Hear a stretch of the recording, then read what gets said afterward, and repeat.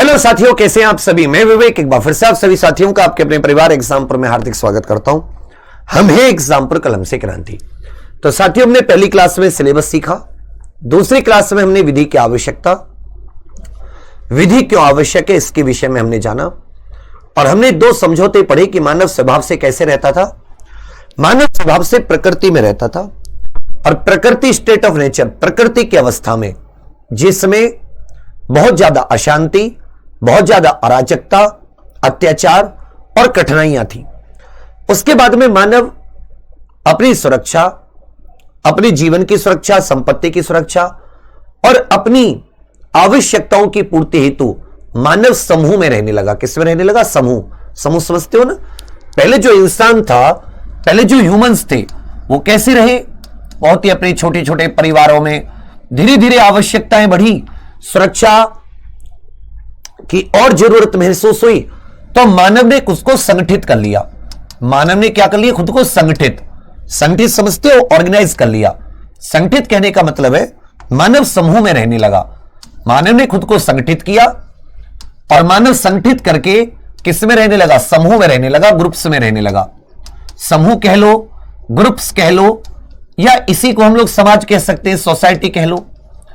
अब आप जानते हैं, जब भी आप कोई चीज संगठन में करोगे, कोई भी संगठन की बात होगी, तो संगठन के लिए आपको चलाने के लिए कुछ नियम भी चाहिए, जिससे कि लोग एक दूसरे के अधिकारों का हनन ना करें, एक दूसरे के अधिकारों का अतिक्रमण ना करें। भाई, आपने कोई संगठन बनाया तो उसके कुछ कुछ नियम भी होंगे। आपने कोई कंपनी बनाई, छोटी सी सोसाइटी बनाई, छोटा सा कोई सहकारी समिति बनाई, कोई पार्टी बनाई, ये जो जितनी भी राजनीतिक पार्टी होती है, तो कुछ ना कुछ तो नियम होते हैं ना। मतलब अब क्लास में भी सोचो, तो एक क्लास से छोटी सी आप लोग पढ़े होंगे 10 12 तक ग्रेजुएशन में, तो क्लास है, इसमें कई सारी सीटें होती है, इस तरीके की रो है, और यहां पे टीचर है, यहां पे बोर्ड है। अब आपको पता है कि ये क्लास के नियम है, दो तरीके से इसमें हो सकता है। जो पहले आएगा वो भाई पहले बैठ जाओ, जो पहले आएगा वो पहले बैठ जाए, जो पहले आएगा वो आगे वाली सीटों पर बैठ जाए, आगे वाली सीटों पर, जो भी आगे वाली सीट है वो पहले आकर बैठ जाए। समझे? पहला नियम तो हो गया। दूसरा नियम हो सकता है आप रोटेट करा दो। अब क्या करा दो? रोटेशन करा दो। रोटेशन मतलब कि जो अभी पहली सीट पर है, फिर वो एक बार पीछे, फिर पीछे, फिर पीछे, और पीछे वाला इसी प्रकार से आगे आता रहे। तो रोटेशन से क्या होगा? इससे क्या होगा कि कुछ ना कुछ तो व्यवस्था बनी ना। अगर ये हो कि भाई आओ, और जो बच्चा ताकतवर है, जो मोटा तगड़ा है या ताकतवर स्टूडेंट है, वो जब उसका मन करे आएगा, और किसी कमजोर स्टूडेंट को वो मार पीट के उसकी सीट से हटाकर उस सीट पर कब्जा कर लेगा। इनमें से कौन सी चीज सही है? ये बी वाली सिचुएशन सही है, या इसमें ए वाली सिचुएशन सही है? विधि का सारा गेम, मूल विधि का सारा गेम समझ पर है। इसलिए शुरुआत की 2-3 क्लासों में जितनी समझ विकसित कर लोगे, जितनी चीजें आप एक्स्ट्रा में विकसित कर लोगे, उतना आपके लिए फायदा रहेगा। यह बेस है, इसलिए मैं इस पर ज्यादा गौर करता हूं, क्योंकि बाकी फिर तो फैक्ट है, फिर तो बाकी कुछ पढ़ना है। तो मानव धीरे धीरे किस में रहने लगा? संगठन में रहने लगा। मानव ने खुद को ऑर्गेनाइज किया, और जब भी आप साथी कुछ ऑर्गेनाइज करोगे, जब भी आप खुद को ऑर्गेनाइज्ड, या आप किसी सोसाइटी समूह में, ग्रुप के नियम होते हैं ना, या आप सोसाइटी में खुद को ऑर्गेनाइज करोगे, तो जाहिर सी बात है आपको कुछ नियमों का पालन करना पड़ेगा। एक तो होते हैं सेल्फ नियम, लेकिन ज्यादातर लोग सेल्फ नियम से चलते कहां हैं? ताकतवर का शासन होने लगा, तो फिर नियम बनाने की जिम्मेदारी एक बाहरी संस्था को दे दी गई, जिस संस्था को उस समाज, उस ग्रुप के द्वारा चुना गया कि भाई तुम हमारे लिए नियम बनाओ, सबके लिए समान नियम बनाना, तुम ही हमारे लिए नियमों को लागू कराओ, आप ही हमारे लिए नियम बनाइए, आप ही हमारे लिए नियमों को लागू कराइए, और अगर कोई उल्लंघन करता है तो आप ही उसे दंडित कीजिए, जिससे उसके मन में भय रहे, डर रहे, फियर रहे कि भाई अगर मैं इस नियम का उल्लंघन करूंगा, मैं इस कानून को तोड़ूंगा, तो मुझे ये जो संस्था है सजा देगी। इससे कोई कानून तोड़ेगा नहीं, सबका व्यवहार कंट्रोल में रहेगा, और समाज शांति सौहार्द के साथ प्रगति करेगा। सिंपल सी बात। तो आप कहोगे सर ए वाली सिचुएशन बहुत अच्छी है, इसमें व्यवस्था है, इसमें कमजोर से लेकर ताकतवर सबके समान नियम है, सबके समान अधिकार हैं, इसमें कोई मेरे जैसा पतला और तुम्हारे जैसा कोई तगड़ा, दोनों इक्वल महसूस कर रहे हैं। नहीं तो मेरे जैसा पतला तो कभी आगे बैठ ही ना पाए, क्योंकि तुम में से कोई आएगा टेम्पो, मुझे हटा के तुम बैठ जाओगे। मेरे स्कूल में मुझसे ऐसे एक ने कोशिश की थी, वो तगड़ा सा था, मेरे नखून तब भी बड़े होते थे, जिंदगी भर वो कभी किसी को उठा के नहीं बैठेगा। मैंने उसका मुंह नोच लिया था। मैं चढ़ गया जहां बैठती उस सीट पे, वो मुझसे लंबा भी था थोड़ा, 11वीं क्लास की बात है। और वो देखो वो क्लास टॉपरों वाली क्लास थी, उसमें कोई ऐसा व्यक्ति नहीं था जिसमें ए सेक्शन था, वो 75% से कम नीचे वाले हो 10वीं में। तो एक ऐसा सेक्शन बना, दूसरे स्कूल में गए, उसमें केवल और केवल वो बच्चे थे, सभी पूरे सिटी के अलग अलग स्कूलों के, ज्यादा स्कूल 10वीं के थे, कुछ ही 12वीं वाले थे, 11 वाले, 11 12। तो हमारा 10वीं तक का तब स्कूल बदलना पड़ा 11th में। तो उसमें सारे 75% वाले, 75 या उससे ऊपर वाले टॉपर पूरे शहर के उस क्लास में। उसने सोचा पतला, मुझे आगे बैठने का शौक था, मतलब मैं कुछ ही बीटेक वगैरह में तो मैंने पीछे बैठा, बट मैं आगे बैठता था। उन्होंने कहा आया, बोलो पीछे जा, बोला अच्छा। अब मेरा अंदर का मैं चढ़ गया जहां बैठते हैं, बोला तगड़ा सा, वैसे तो काबू में आएगा नहीं, घूसा घूसा मारेगा तो मैं तो बैठ जाऊंगा। चिपट गया मैं उससे। मैडम बोली ये तगड़ा सा, ये पतला सा तूने कैसे कर दिया ये? बोला मैडम ये मानवीय हथियार है अपने पास, ये इंसान, इससे पता चलता है इंसान पहले खूंखार रहा होगा, तब तो काटने के लिए नील कटर या ब्लेड भी नहीं हुआ करता था। तो ये व्यक्ति, ये सिचुएशन कभी कारगर नहीं है, सिचुएशन हमेशा ये कारगर है। तो यहां से एक चीज निकल के आई कि जब भी आप किसी को किसी चीज में संगठित करोगे, ऑर्गेनाइज करोगे, तो आपको किसकी आवश्यकता पड़ेगी? आपको नियमों की आवश्यकता। ऐसे लिख लो, ये इस पॉइंट को ऐसे बना लो, मानव है, मानव क्या हुआ? अपने आप को संगठित किया, मानव ने खुद को ऑर्गेनाइज किया, ऑर्गेनाइज करके मानव समूह या ग्रुप में आ गया, ग्रुप में मानव आ गया, तो उसको साथी यहां पर सबके व्यवहार को नियंत्रित करने के लिए, समूह के सभी सदस्यों के, समूह के सभी सदस्यों के व्यवहार नियंत्रित करने के लिए, समूह के सभी सदस्यों के व्यवहार को नियंत्रित करने के लिए, व्यवहार को नियंत्रित करने हेतु, समूह के सभी सदस्यों के व्यवहार को नियंत्रित करने हेतु यहां पर साथी नियमों की आवश्यकता महसूस हुई। नियमों की आवश्यकता है, यहां पर क्या है भैया? नियमों की आवश्यकता है। To regulate in a group, to regulate the, लिख लीजिएगा इसको ऐसे ही, to regulate the behaviour of the, to regulate the behaviour of the members of group, members of group और सोसाइटी, मेंबर्स ऑफ ग्रुप और society, rules need of, need of rules is there, need of rules is there. कहने का अर्थ क्या है कि यहां पर साथी जो नियम है, उन नियमों की आवश्यकता है। ये नियम क्या करेंगे कि जो वो सदस्य हैं उस समूह के या समाज के, उनको किस परिस्थिति में क्या करना है और उनको किस परिस्थिति में क्या नहीं करना है, ऐसे हम एक नियम बना देंगे और उन नियमों के हिसाब से सभी लोग चलेंगे और जो हमारा समाज या समूह है वो एकदम बिल्कुल शांति से स्थापित रह पाएगा, वो शांति से अस्तित्व में रह पाएगा। यही तो मुख्य मोटिव था। तो नियम क्या है, कुछ कुछ समझ में आया? To regulate the behaviour of the members of group और सोसाइटी, जो उस समाज के मानव है, मेंबर्स हैं, सदस्य उस समूह के, उनके लिए रेगुलेट्स, उनको उनके व्यवहार को नियंत्रित करने के लिए, उनके आचरण को नियंत्रित करने के लिए, व्यवहार को आप आचरण भी कह सकते हो, चाल चलन, उनकी क्रियाएं, गतिविधि को नियंत्रित करने के लिए हमें किसकी आवश्यकता होती है? यहां आचरण का मतलब गतिविधि है, यहां पर आचरण कह सकते हो या उनकी गतिविधि कह सकते हो, मतलब एक्टिविटी, जो भी वो काम करते हैं, जो भी वो एक्शंस करते हैं, गतिविधियों को नियंत्रित करने के लिए, उनकी एक्टिविटीज को नियंत्रित करने के लिए हमें किसकी आवश्यकता पड़ जाती है? रूल्स की आवश्यकता पड़ जाती है। उनकी एक्टिविटीज को नियंत्रित करने के लिए हमें किसकी आवश्यकता पड़ जाती है? याद रखिएगा, रूल्स की। तो यहीं पे आ जाता है कानून क्या है। कानून की परिभाषा लिख लीजिए, what is law. What is law, विधि क्या है या कानून क्या है। इसको कई तरीके से लिख सकते हो, विधि क्या है, कानून क्या है।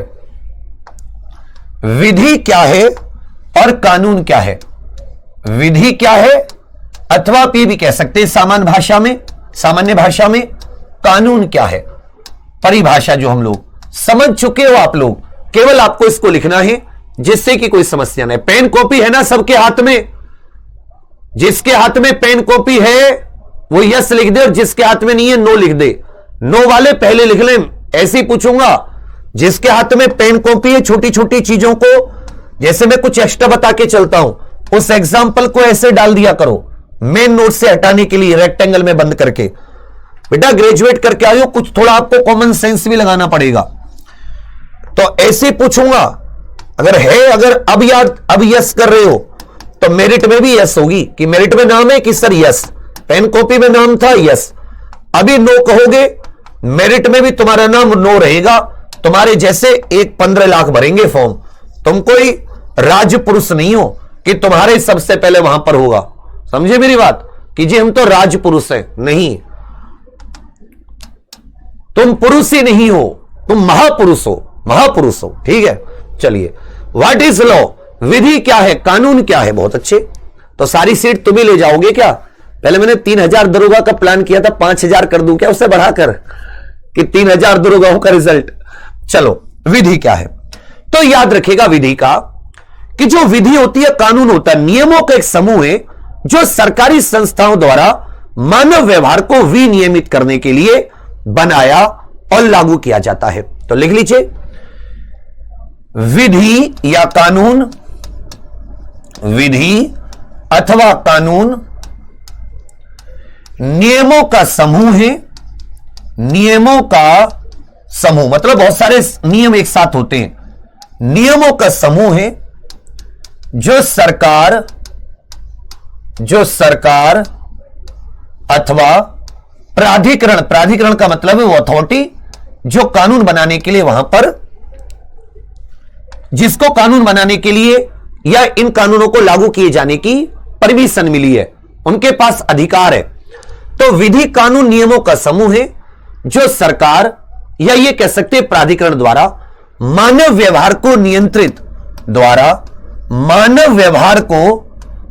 व्यवहार अथवा आचरण भी कह सकते हो इसे, अथवा गतिविधियां, मानव व्यवहार, आचरण अथवा गतिविधियां,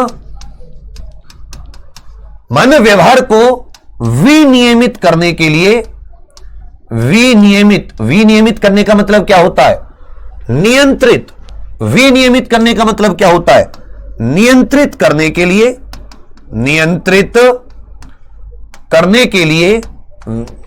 करने के लिए बनाया और लागू किया जाता है। बनाया और लागू किया जाता है। बनाया और लागू किया जाता है। इसको सिंपल समझ तो आप गए थे, बट एक एक सही शब्दों की, अगर हम चुने सही शब्दों को, तो उसमें आप क्या कहोगे कि विधि अथवा कानून नियमों का वह समूह जिसे कौन बनाएगा? कोई सरकार या प्राधिकरण, जिसे हम लोग राज्य भी कह सकते हैं। मतलब इसको अधिकार मिला हुआ है। यहां पर प्राधिकरण का मतलब क्या है? इसको कानून बनाने का अधिकार मिला है। कानून बनाने का अधिकार, सब कानून नहीं बना सकते, इसको कानून बनाने का अधिकार है। भारत में कानून बनाने का अधिकार किसे मिला है? He has the right, this organization or this institution has the right to enact laws. इसके पास कानून बनाने का अधिकार है, इसके पास वो अथॉरिटी है। भारत में कानून बनाने की अथॉरिटी किसके पास है? कौन सी संस्था है? तो भारत में संसद, केंद्र स्तर पर कानून कौन बनाती है? संसद बनाती है। और राज्य स्तर पर कानून कौन बनाती है? राज्य का विधानमंडल बनाता है, विधानसभा, विधान परिषद राज्य की लेजिस्लेचर बनाती है। जबकि लोकल स्तर पर स्थानीय स्तर पर नगर पालिका और साथ ही ग्राम पंचायत इत्यादि भी बनाती हैं। नगर पालिका, ग्राम पंचायत, नगर निगम, ये भी कानून बनाती है। तो ये अधिकार इनको किसने दिया है कि भाई केंद्र के कुछ विषयों पर संसद, राज्य में, तो आप कहोगे सर अनुसूची 7 के तहत हमारे संविधान की जो अनुसूची 7 है, तो संविधान हमारा सर्वोच्च कानूनी डॉक्यूमेंट है, यह सर्वोच्च हमारा मौलिक कानून है। भारत के जितने भी कानून होंगे वो सब किसके दायरे में होंगे? संविधान के दायरे में। तो यही संविधान अनुसूची 7 के तहत केंद्र और राज्य इनको यह अधिकार देता है, इनको यह पावर देता है कि आप भारत क्षेत्र में जितने व्यक्ति निवास कर रहे हैं इनके लिए कानून बना सकते हैं। इनके व्यवहार को, व्यवहार समझते हो ना, आचरण, आचरण मतलब चाल चलन, इनके आचरण, इनकी गतिविधियों को रेगुलेट करने का मतलब है उन पर प्रतिबंध लगाना, उनमें उनके कार्यों को निषेध करना, स्वतंत्रता प्रदान करना या नियंत्रित करने के लिए बनाया और लागू किया जाता है। तो भारत में केंद्र सरकार, केंद्र के लेवल पर संसद और राज्य के लेवल पर राज्य विधानमंडल। जैसे मान लेता हूं, अब देखते हैं कि यदि कोई सेना से संबंधित कानून है, सेना से संबंधित, सैनिकों से संबंधित, तो इस पर या रेलवे से संबंधित कोई कानून है या रेलवे से संबंधित कानून है, उस पर कौन, किसको अधिकार है? रेलवे अथवा सेना से संबंधित नियम या कानून बनाने का, नियम अथवा कानून बनाने का अधिकार किसका है? नियम कानून बनाने का अधिकार किसका है? और वहीं भी पूछूं, राज्य की जो पुलिस होती है, आप कैसी वर्दी पहनोगे, उत्तर प्रदेश पुलिस का चिन्ह क्या होगा, यह सब पुलिस से संबंधित, ये जो नियम कानून बनाने का अधिकार किसका है? पुलिस से संबंधित नियम कानून बनाने का अधिकार किसका है? यह सब आप लोग पढ़ोगे, डोंट वरी। तो मैंने कहा विधि क्या है कि कानून नियमों का एक ऐसा समूह है, इसमें एक नियम नहीं होता, इसमें बहुत सारे नियम होते हैं। जो सरकार अथवा प्राधिकरण, सरकार या प्राधिकरण कहने का अर्थ वो है कि वो एक इंस्टीट्यूट, वो संस्था जिसे कानून बनाने का अधिकार है, उस संस्था को आप सरकार कह सकते हैं। उस संस्था को आप कोई भी ऐसी अथॉरिटी ये बनाती है क्या करने के लिए? मानव व्यवहार, आचरण, उसकी एक्टिविटीज को विनियमित, कंट्रोल करने के लिए, रेगुलेट करने के लिए बनाती भी और लागू भी करती है। तो सेना और इससे संबंधित संसद बना सकती है, इससे संबंधित संसद, और जो पुलिस इत्यादि है वो राज्य का विधानमंडल, वो कौन बनाएगा? जो राज्य का लेजिस्लेचर होगा। जैसे यूपी की विधानसभा, विधान परिषद, क्योंकि यूपी में 2 सदन है, जहां जैसे हरियाणा उसमें 1 ही सदन है, तो वहां पर केवल 1 ही बनाएगा, उसमें कोई टेंशन ही नहीं। तो यहीं पर लिख लीजिएगा कि law is a set of rules that are created and enforced by government institutions to regulate behaviour. Law is a set of rules, English medium वाले लिख लेना, law is a set of rules, ये exact word समझ लेना, बाकी ये समझा मैंने बहुत अच्छे से आपको दिया है। Law is a set of rules enacted, enacted का मतलब होता है form, created, enacted and enforced by, enacted and enforced का मतलब होता है लागू करना, इनेक्टेड का मतलब होता है निर्माण, बनाना, enacted and enforced by governmental institutions, सरकारी संस्थाएं, गवर्नमेंटल इंस्टीट्यूशंस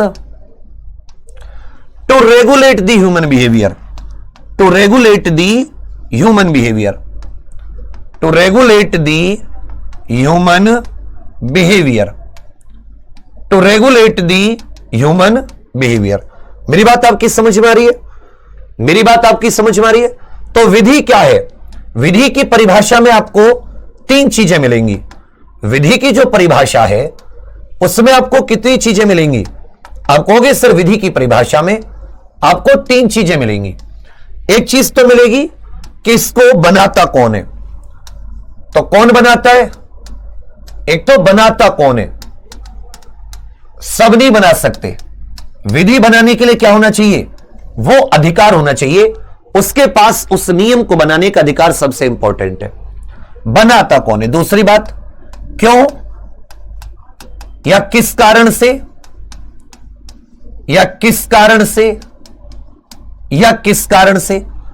तो किस कारण से? मानव व्यवहार, मानव गतिविधियों को, जो मानव के इतने सारे दिन भर पूरे दिन में काम होते हैं, जो वो क्रिया कर सकता है, मानव गतिविधियों को नियंत्रित करने हेतु, विनियमित करने हेतु, नियंत्रित अथवा विनियमित करने हेतु, विनियमित करने हेतु, विनियमित करने हेतु, to regulate the human behaviour, human activities. और बनाता कौन है?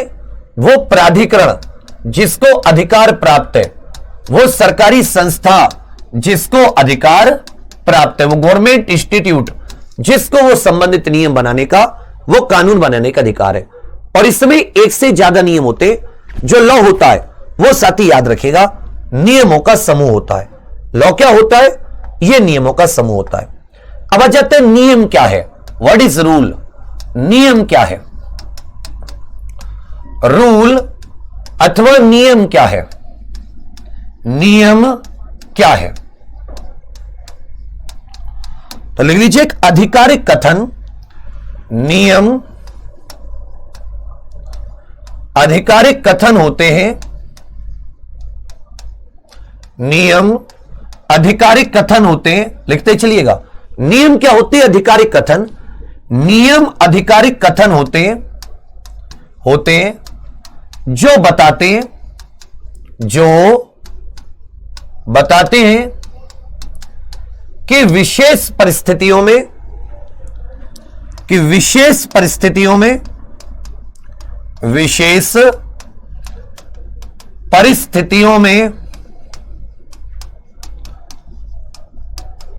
क्या करना चाहिए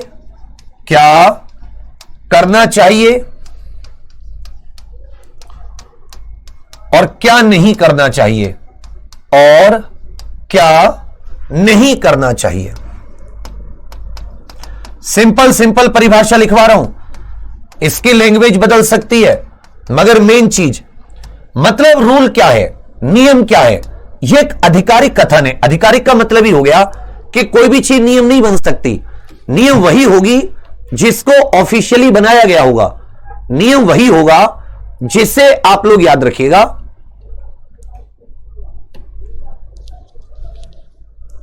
जिसे किसी प्राधिकरण के द्वारा तय किया गया होगा उस विशेष परिस्थिति के लिए। जैसे आप एक सड़क पर जा रहे हो, और साथ ही हमारे यहां पर कैसे ड्राइविंग है, राइट हैंड ड्राइविंग है। अब कैसे ड्राइविंग है? Right hand. यह सड़क है, इधर से आने वाले वाहन इस दिशा में चलेंगे, जाने वाले वाहन इस दिशा में चलेंगे, मतलब राइट हैंड ड्राइविंग है। बट अब जिस दिशा में आप जा रहे हो उसके लेफ्ट की तरफ रखना पड़ता है आपको वाहन। तो यह नियम आधिकारिक नियम है, यह ऑफिशियल है ना, मोटर वाहन एक्ट में लिखा हुआ है, यह हमारे आधिकारिक यातायात कानूनों में, तो यह एक ऑफिशियल कथन है। अब आपने एक शहर बसाया, अब आप उसमें यह नहीं कह सकते कि भाई हम तो अमेरिकी नियम लागू करेंगे। अब जब तक भारत के क्षेत्र में आप कौन से नियम लागू करोगे भारत के? आप यूके जाओगे, यूरोप में जाओगे, वहां पर ड्राइविंग अलग हो जाती है, वहां लेफ्ट हैंड ड्राइविंग होती है, और जिस दिशा में जाते हो उसके राइट की तरफ आपको चलना पड़ता है।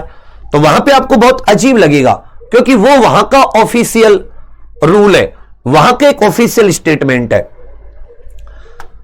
तो याद रखिएगा, rule is an official statement that tells us, rule is an official statement, rule is an official statement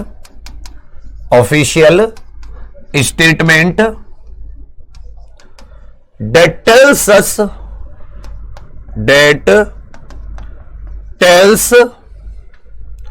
what to do or what not to do in a particular situation, कि किस स्थिति में, विशेष स्थिति में क्या करना चाहिए और क्या नहीं करना चाहिए।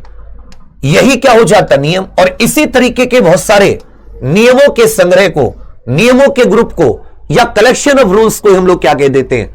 लॉ कह देते हैं। जो कलेक्शन होता है, जैसे आप बहुत सारी चीजों को कलेक्ट करके, इकट्ठा करके ग्रुप नहीं बना देते बहुत सारी, वैसे समझ लो कि एक आपने बहुत सारे नियमों का समूह बना दिया, उसी को हम लोग लॉ कह देते। क्या कह देते? लॉ कह देते। तो ये सिंपल सिंपल परिभाषा थी जिससे आप लोग कंफ्यूज ना हो कि भाई जब मानव संगठित होते, मानव कभी भी ऑर्गेनाइज्ड रूप में रहते, संगठित रूप में रहते ग्रुप या सोसाइटी में, तो उन सदस्य, जो उस ग्रुप के सदस्य हैं, उनके व्यवहार को, उनके आचरण को, उनकी गतिविधि, उनकी एक्टिविटीज को नियंत्रित, कंट्रोल करने के लिए हमें कुछ नियमों की आवश्यकता होती है। वही नियमों के समूह जो होते हैं, वही नियमों का समूह जो है जिसे किसी सरकार अथवा प्राधिकरण द्वारा मानव व्यवहार को कंट्रोल करने के लिए बनाया जाता है, लागू किया जाता है, उसी को हम लोग विधि या कानून कहते हैं। और नियम क्या होते हैं?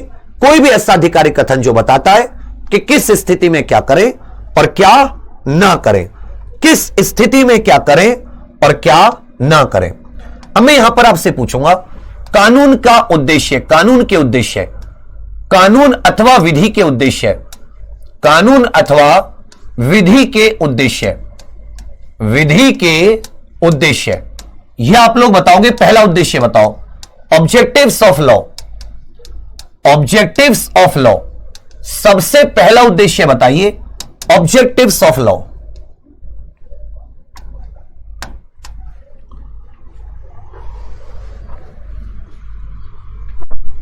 विधि का पहला उद्देश्य बताइए, क्यों क्यों किस वजह से विधि आई गई?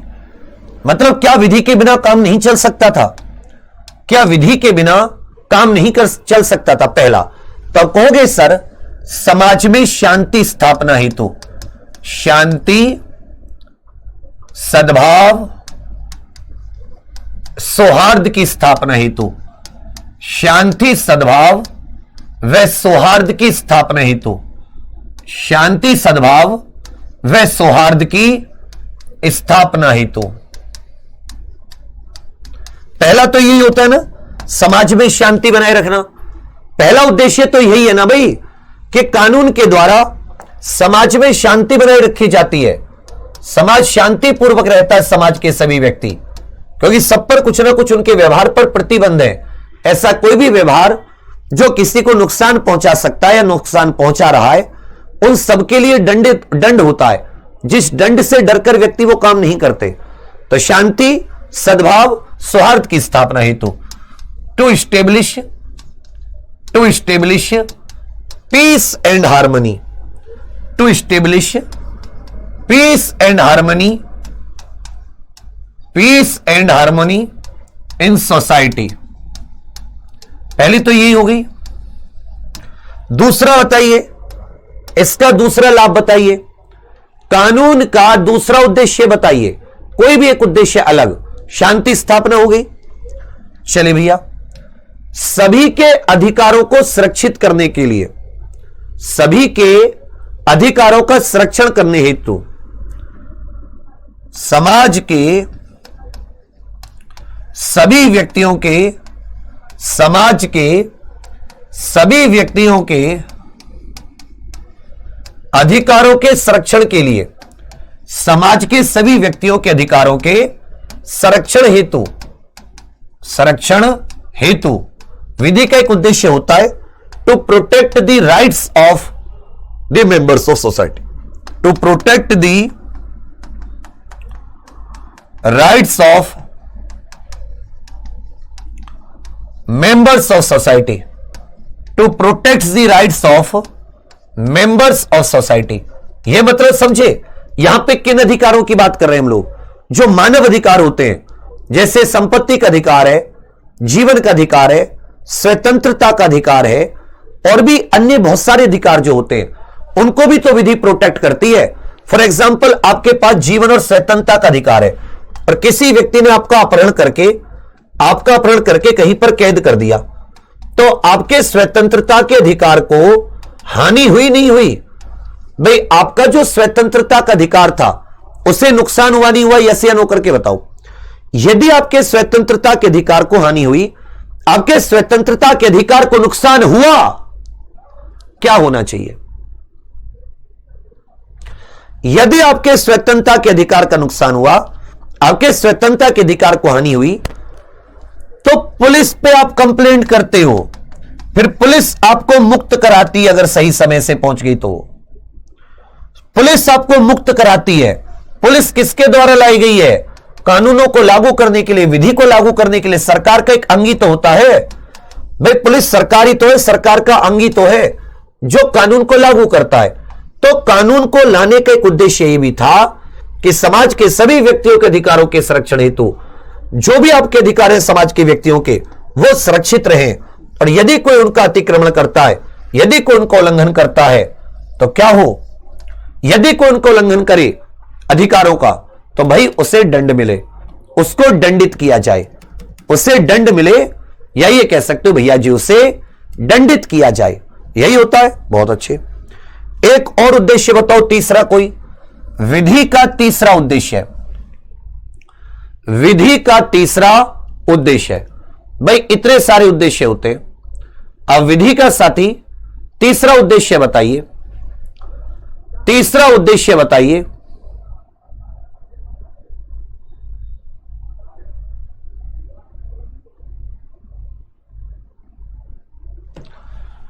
कानून समाज में समानता भी लाता है।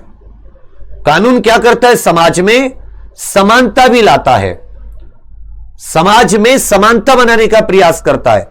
कमजोर को भी लगता है कि हां मेरे हित कानून का शासन है, सुरक्षित है, मेरे हित कानून का शासन है। और आप ये कह सकते हो कि मेरा जो हित है वो साथी याद रखेगा। इसके अलावा और क्या करेगा? अपराधों को रोकना, अपराधों को सजा इत्यादि देना। एक उद्देश्य भी तो बना इसका, अपराधों को रोकना, अपराधों को रोकना, उनका निवारण करना, अपराधों को रोकना, दंड प्रदान करना, दंड प्रदान करना,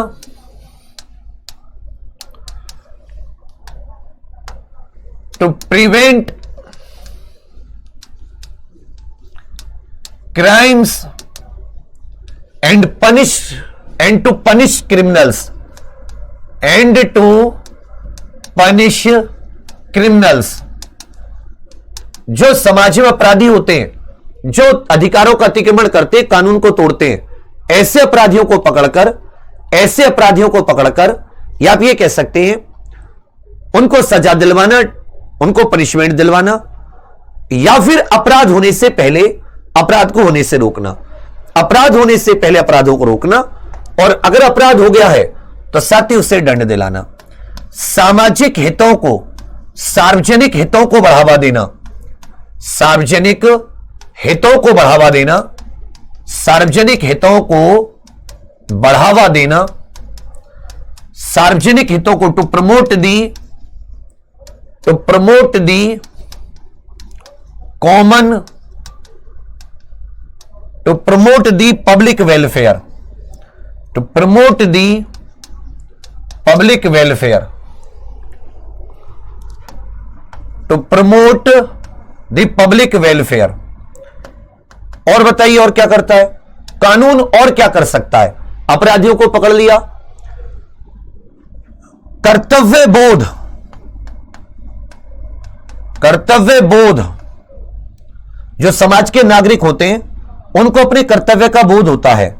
यह साथी एक प्रकार से कह सकते हो कि जो रेस्पॉन्सिबिलिटीज होती है ना कि भाई किस व्यक्ति की क्या समाज में रेस्पॉन्सिबिलिटी है, किस व्यक्ति की क्या समाज में रेस्पॉन्सिबिलिटी इत्यादि।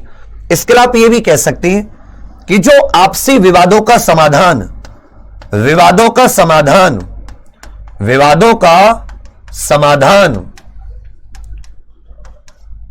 It resolve the disputes. मतलब कानून एक फ्रेमवर्क उपलब्ध कराता है, एक ढांचा उपलब्ध कराता है जिसके तहत आपसी विवादों का हल निकल सकता है। इसके अलावा व्यक्तियों को कर्तव्य बोध, जो समाज के व्यक्ति होते हैं उनको कर्तव्य बोध कराता है। व्यक्तियों को कर्तव्य बोध, व्यक्तियों को कर्तव्य बोध, व्यक्तियों को क्या कराता है? कर्तव्य बोध।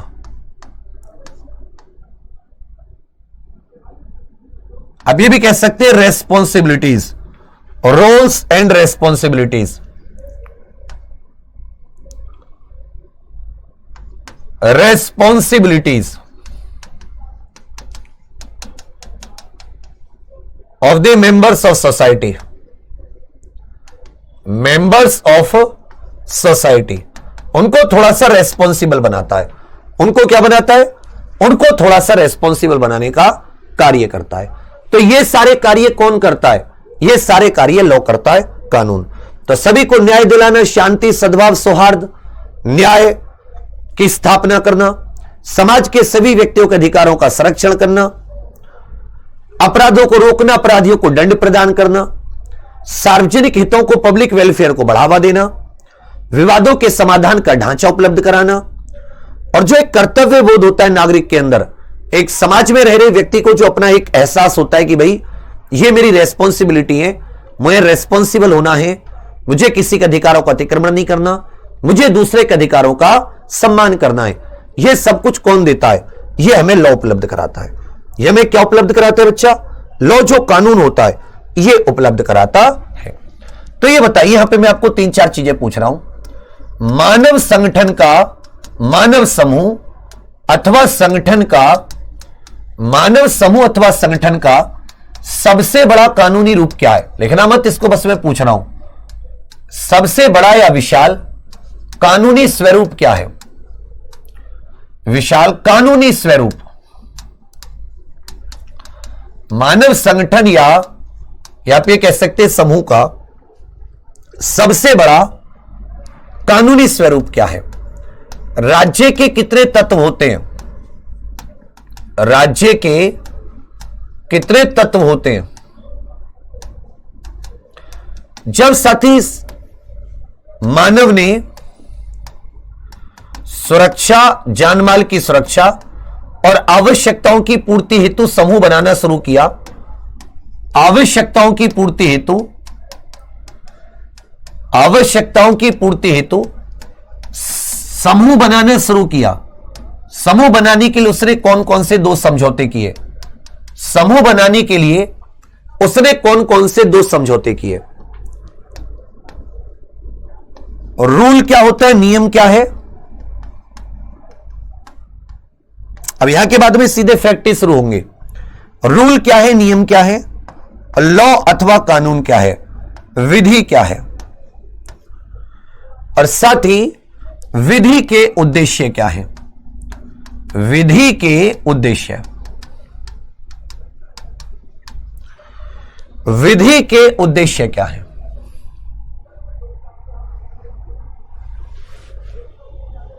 बिल्कुल सही कि देखिए सर, मानव समूह संगठन का सबसे बड़ा विशाल, सबसे विशाल कानूनी स्वरूप होता है राज्य, जिसको स्टेट, कंट्री या देश कहते हैं। यह कानूनी स्वरूप है सबसे बड़ा। जैसे पहले मानव, फिर परिवार, फिर ऐसे बढ़ते राज्य और फिर पूरा राज्य जो आ जाता है, एक देश की बात कर रहे हैं, वो सबसे बड़ा कानूनी स्वरूप है। राज्य के कितने तत्व होते हैं? 4 तत्व होते हैं। एक होती है जनसंख्या, एक होता है साथी क्षेत्र, एक होती है संप्रभुता, एक होती है संप्रभुता, और एक हो जाती है साथी, याद रखिएगा, सरकार, जो उस जनसंख्या, उस क्षेत्र में स्थित जनसंख्या के लिए नियम बनाती है, लागू करती है, निर्णय करती है। 2 समूह बनाए। एक बनाया पैक्टम यूनियनिस, जिसके तहत समाज का निर्माण हुआ। पैक्टम यूनियनिस, इसमें आपस में लिखित समझौता था, सब एक दूसरे के अधिकारों का सम्मान करते थे। एक था साथी, सबने अपनी अपनी स्वतंत्रताएं पूर्ण रूप से, आंशिक रूप से एक बाहरी संस्थान को सौंप दी, जिसको सब्जेक्ट यूनिस कहा गया। इसी से सरकार, संप्रभु राज्य का जन्म हुआ है। मानव सुरक्षा आवश्यकताओं की पूर्ति है तो 2, पैक्टम सब्जेक्ट यूनिस, पैक्टम यूनियनिस। नियम, यह साथी ऑफिशियल स्टेटमेंट होता है, यह एक आधिकारिक कथन है। क्या है? आधिकारिक कथन जो बताता है, यह एक आधिकारिक कथन है जो बताता है क्या करना है और क्या नहीं करना, किस परिस्थिति में क्या करना है और किस परिस्थिति में क्या नहीं करना। लॉ क्या है? इन्हीं नियमों का समूह है। लॉ क्या है? क्या करना है, क्या नहीं करना है, ऐसे नियमों का समूह जो सरकार अथवा प्राधिकरण के द्वारा बनाए जाते, लागू किए जाते। क्या करने के लिए? मानव व्यवहार को नियंत्रित करने के लिए, मानव आचरण, मानव व्यवहार को कंट्रोल करने के लिए।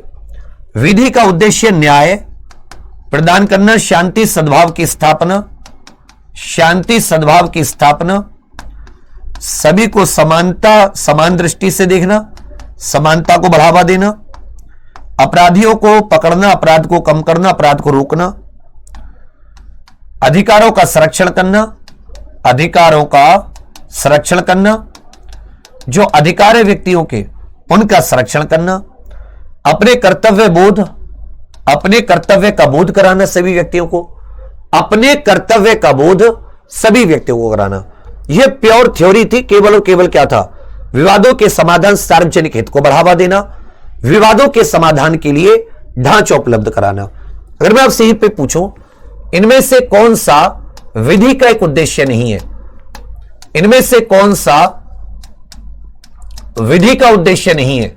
विवादों का निपटारा, विवादों का निपटारा, न्याय प्रदान करना, न्याय प्रदान करना, अधिकारों का संरक्षण, अधिकारों का संरक्षण, अव्यवस्था लाना, अव्यवस्था लाना। इनमें से कौन सा एक कानून का उद्देश्य नहीं है? ये चार आपके पास ऑप्शन है, इनमें से कौन सा एक कानून का उद्देश्य नहीं है? ये चार आपके पास ऑप्शन है, इनमें से कौन सा एक कानून का उद्देश्य नहीं है? इनमें से कौन सा एक कानून का उद्देश्य नहीं है? बताइए, कौन सा लॉ का एक ऑब्जेक्टिव नहीं है? परसों से लेंगे विपुल सर, टेंशन मत लो। लाइव मेरी बात हो गई, वो कहीं गए हुए थे, लौट आए, परसों से लेंगे। तो देखिए, विवादों का जो निपटारा है, यह फ्रेमवर्क ढांचा उपलब्ध कराता है। कानून क्या करता है? ढांचा। पूरी संस्थाएं होती हैं कि आप पुलिस में एफआईआर करते हो, मजिस्ट्रेट के पास जाते हो, फिर हाई कोर्ट है, जिला कोर्ट है, सुप्रीम कोर्ट है, यह सब कुछ है। न्याय स्थापना करना, भाई न्याय के लिए तो ये न्याय मतलब गरीब कमजोर सभी को सुरक्षा न्याय मिले। अधिकारों का संरक्षण करने का भी, अधिकारों, संपत्ति, जीवन का अधिकार, संपत्ति का अधिकार, इन तरह के। साथ ही अव्यवस्था लाना थोड़ी ना इसका काम है, यह तो व्यवस्था लाने के लिए, अराजकता हटाकर व्यवस्था लाने के लिए, शांति सद्भाव लाने के लिए है। शांति और सद्भाव लाने के लिए है या नहीं है? शांति और सद्भाव लाने के लिए। अब कुछ कुछ बेस क्लियर हुआ, क्यों हमें आवश्यकता होती है, क्या है क्या नहीं है, विधि के बारे में। अब हम लोग मानव एक्टिविटीज पढ़ेंगे जिससे नुकसान होता है। देखिए, दो चीजें होती हैं संसार में, आपकी गतिविधि दो होते हैं, उचित कहते हैं, एक अनुचित कहते हैं। हमारी जो एक्टिविटी है, मैं थोड़ा सा एक ब्रीफ कर देता हूं, इसको लिखना मत।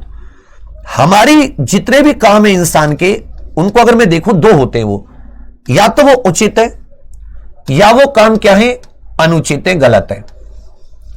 भाई हमारे जो कृत्य हैं वो दो प्रकार के होते हैं। हमारे जो कर्म है, कहते हैं सुकर्म अच्छे काम, और एक तरीके से कह सकते हो बुरे काम, कुकर्म अर्थात माने बुरे काम, दो ही तरीके होते हैं ना। तो हमारे जो कृत्य हैं वो दो ही हैं। कृत्य माने एक्शंस, एक्शन माने हमारी गतिविधि, एक्शंस माने हमारी गतिविधि। आप अपनी दुनिया में जो भी काम करते हो उसको दो भागों में बांट सकते हो। कितने भागों में भैया जी? दो भागों में। एक क्या होते हैं? सर राइट, उचित, उचित कानून की नजरों में, समाज की नजरों में, सबकी नजरों में। एक होते हैं वो कार्य अनुचित है, गलत है।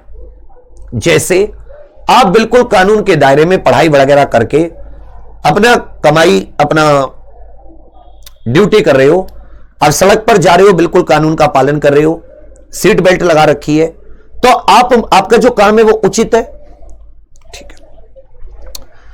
एक अनुचित काम देखो, आप दो तरीके के अनुचित काम होते हैं। एक साथी नैतिक रूप से अनुचित, नैतिक जो सोसाइटी जिनको गलत मानती है और जिनको कहती है नैतिक नहीं है, नीतिगत गलत है व्यक्ति, इसको किसी का नीति के हिसाब से वो गलत है। और एक होते हैं आपराधिक गलत। तो अनुचित काम भी दो होते हैं, एक ऐसे अनुचित कार्य कि जो कि अपराध है, क्या है? अपराध। और एक ऐसे अनुचित कार्य जो अपराध तो नहीं है परंतु वो नीति रूप से गलत माने जाते, उसको आप पाप कह सकते हो। फॉर एग्जाम्पल, आपने किसी के पेट में चाकू घोंप दिया, आपने काम किया, किसी के पेट में चाकू घोंप दिया, यह अपराध है। यह वो कार्य आपका अनुचित भी है, अपराध भी है। लेकिन वहीं आप क्लास में आए और आपने टीचर को सम्मान नहीं दिया, मान लेते हो नमस्ते नहीं की, तो क्या नमस्ते नहीं करना अपराध है? इसको हम लोग बहुत डिटेल में पढ़ेंगे अच्छे से। आपके दोनों आप ही के कार्य थे। आप क्लास में आए और ऐसे चौड़ में गेट खोला, ना बोला मे आई कम इन, बोला घंटा, मैं अंदर आ गया। मास्टर ने पूछा मे आई कम इन कहां? बोले सर मैं तो अंदर ही हूं। अब क्या बाहर थोड़े ना जाके अंदर आऊंगा। मास्टर बेचारा चुप हो गया, जाके बैठ गया यूं, और मास्टर होमवर्क भी नहीं पूछा, बाहर में जा, मत पढ़, गधा बनेगा। फिर जो ये बच्चे अच्छे अच्छे पढ़ रहे हैं, ये ऐसा ही बनकर तुझ पे फट्टे पेलेंगे। तो क्या रहा? ये आपका आपराधिक, अनुचित भी है, गलत भी है, और ये एक अपराध भी है, अपराध भी है। लेकिन ये गलत तो है, अनुचित तो है, समाज की नजरों में सम्मान नहीं कर रहे आप, परंतु क्या नमस्ते नहीं करना अपराध है? अपराध नहीं है। चौड़ के चलना, ऐसे चल रहे हो, जिम वाले नहीं होते, तुमने रील्स में देखी होंगी, तो क्या ये अपराध है? नहीं भाई, अपराध नहीं है। और जिम वाला एक व्यक्ति जा रहा है और उससे जानबूझ के यूं थोड़ी जिम में मेरे जैसे को जा रहा, उसको ठो मार दिया, ये अपराध है, चोट लग सकती है। मैं जा पड़ा, मेरे 2 दांत टूट गए, गिर गया, बेहोश हो गया, अस्पताल में गया, हमले का आरोप। तो हमारे कार्य उचित होते हैं, अनुचित होते? उचित से अच्छी बात है, भगवान करे तुम्हारे सारे कार्य उचित हो। लेकिन अनुचित 2 प्रकार के, एक अनैतिक रूप से अनुचित है और एक साथी आपराधिक रूप से अनुचित है। फिर यही हम अपराध की परिभाषा, अपराध के तत्व, अपराध की स्टेजेस और दंड सिद्धांत फिर आएंगे बीएनएस वगैरह पर, तो समझ में आ रहे हैं। लेकिन कल को मान लो नमस्ते ना करने को भी क्या अपराध बनाया जा सकता है? यह कार्य भी अपराध नहीं है, लेकिन सरकार चाहे तो इसको भी अपराध बना सकती है कि नमस्ते नहीं कर रहे। किसके द्वारा? कानून लाकर, कानून ले आए, कानून में एक लाइन जोड़ दे, अगर तुमने नमस्ते नहीं करी 1 साल की सजा, तो फिर वो अपराध है, फिर वो गलत भी, अपराध भी है। तो जब तक कोई कार्य अपराध कब तक नहीं है? कोई कार्य अपराध कब तक नहीं है? बताओ, कोई कार्य अपराध कब तक नहीं है? कब कोई कार्य अपराध माना जाएगा? जब साथी उसके लिए विधि घोषित हो जाए, विधि के द्वारा ही जो कार्य होते हैं उन्हें अपराध घोषित किया जा सकता है। पहले आपको किसी कार्य को अपराध घोषित करने के लिए क्या लाना पड़ेगा? कानून, नियम, आधिकारिक रूप से वो प्रक्रिया फॉलो करनी होगी, तब साथी किसी भी कार्य को अपराध घोषित किया जा सकता है। जब तक कोई कार्य विधि के द्वारा अपराध नहीं है, तब तक उसे अपराध नहीं माना जाएगा। नल्लम पोइना साइन लेगे, नल्लम पोइना क्राइम लीगे करके, ये सब हम लोग पढ़ेंगे। मस्त मस्त टॉपिक शुरू होंगे कल से। एक भी क्लास ना छूटे, एक भी मिनट लेट ना हो। और एक और चीज याद रखिएगा साथी, आप सभी लोगों से रिक्वेस्ट है, रिवीजन रिवीजन रिवीजन। इस पॉइंट को, जो मेरी बातें उनको 2-3 बार सुनना। और कोई ऐसा है आपस में जो डिस्कशन करता हो, यस या नो करके बताइए। आपस में इसको पढ़ेंगे कल हम लोग, कौन से कार्य अपराध है, नहीं है, विधि कहां से आगे, विधि का क्या काम है। पहले बहुत सारे अपराध नहीं हुआ करते थे, फिर नए अपराध आ गए, पुराने अपराध जो थे छोटे मोटे उनको हटा दिया गया।